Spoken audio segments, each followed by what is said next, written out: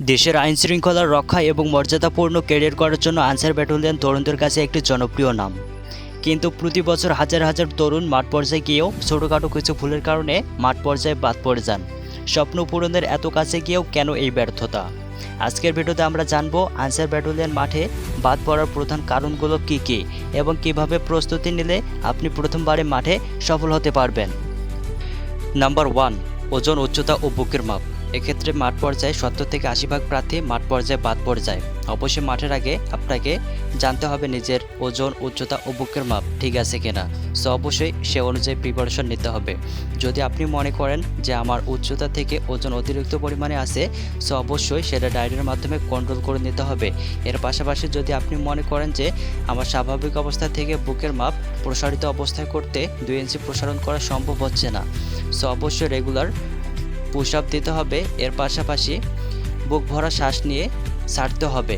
So এই ব্যায়ামগুলো regular করলে যে স্বাভাবিক অবস্থা থেকে প্রসারিত অবস্থায় বুকের মাপ 2 ইঞ্চি সম্প্রসারণ করা সম্ভব হবে।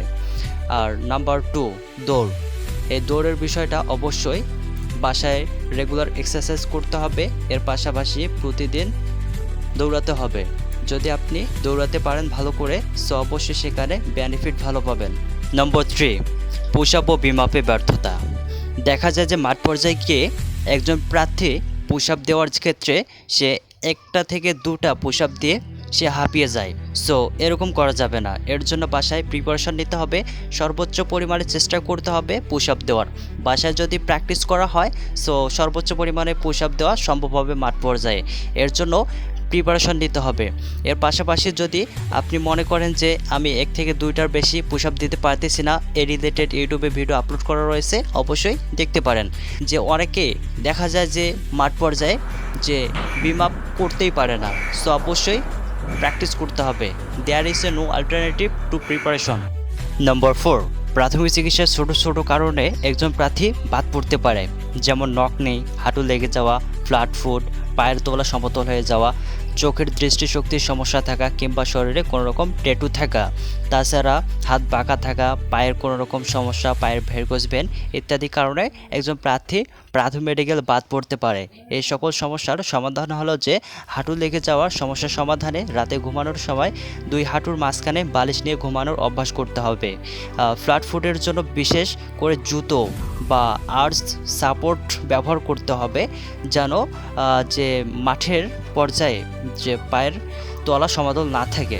সো এর পাশাপাশি যে মাঠের আগে অবশ্যই একজন বিশেষজ্ঞ চোখের ডাক্তার দিয়ে নিজের চোখ পরীক্ষা করতে হবে যে আপনার চোখ 6/6 আছে কি না। নম্বর 5, প্রয়োজনীয় ডকুমেন্ট অর্থাৎ কাগজপত্র।